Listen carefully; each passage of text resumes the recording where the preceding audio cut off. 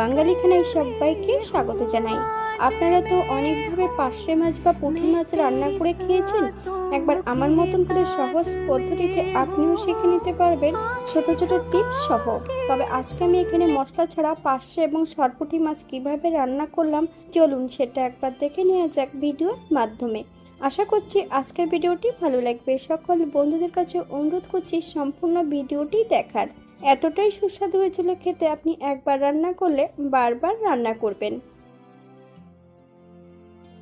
এখানে আমি আগের থেকে একটা সরপুঁটি মাছ আর বেশ কিছুটা ছোট মাছ নিয়ে নিয়েছি।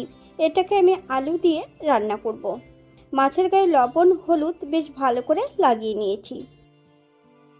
একটা কড়াইতে বেশ কিছুটা সর্ষের তেল অ্যাড করেছি। তেল গরম হওয়া পর্যন্ত অপেক্ষা করতে হবে।